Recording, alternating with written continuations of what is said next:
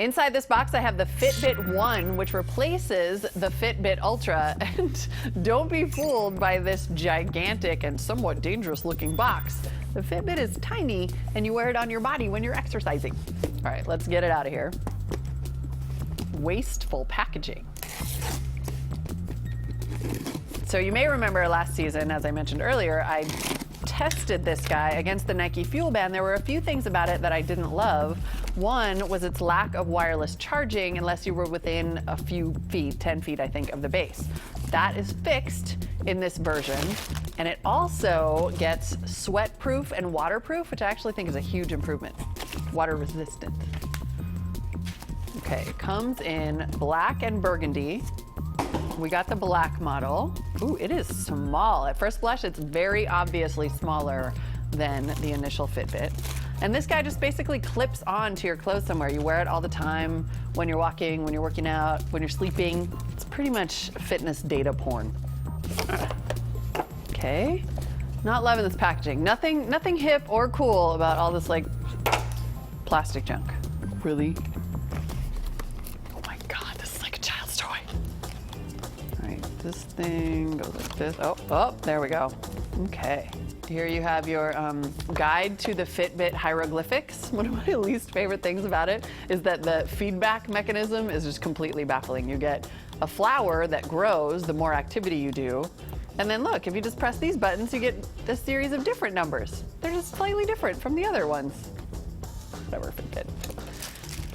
Okay, this is, inside the box, our little sleep armband. You actually tuck this into the band and you wear it while you're sleeping, and it can actually tell when you're in a deep sleep or not, when you're moving around, and you can use it to get kind of data about how well you sleep. That's a cool, nerdy feature that a lot of people like.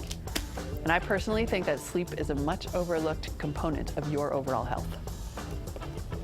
That was nerdy.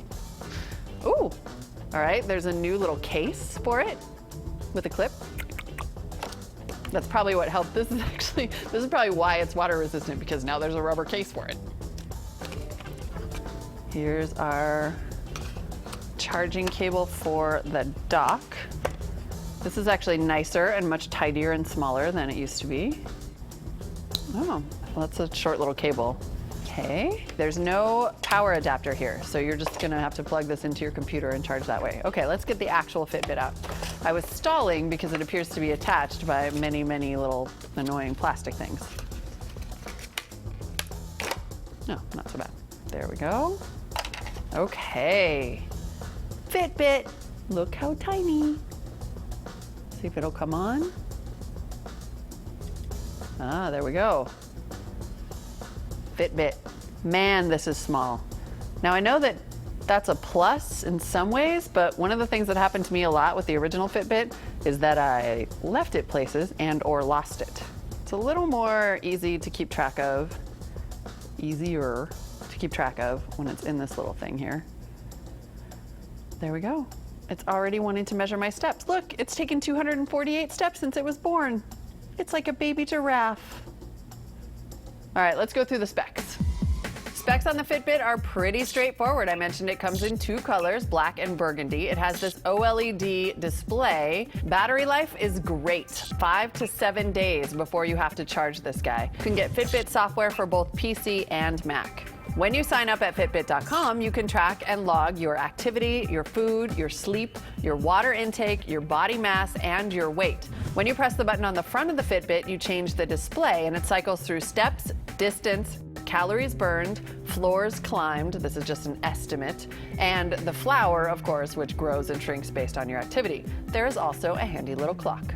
Wireless syncing with the Fitbit One is improved. It now includes Bluetooth syncing with iOS or your computer. Unfortunately, that is not yet available for Android. And like the Fitbit Ultra, the Fitbit One will automatically sync whenever it's within 20 feet of its charger. So the Fitbit One costs $99. There's also a new version called the Fitbit Zip that's a little cheaper, about 60 bucks. I'm thinking you might want to look into that one if you're interested in the Fitbit. I'm a little concerned about the size of this and the fact that it comes with two separate pieces. Although, look, if you are into tracking every single element of your personal life, your activity, your workouts, your sleep, you're never going to get more fun data porn than you're going to get with Fitbit. I also like the fact that it does wirelessly sync over Bluetooth, and it's available for iOS and Android, which Fuel Band cannot say. I don't know. Fitbit has its fans. I want to love it, but it's just not my favorite. It's real cute.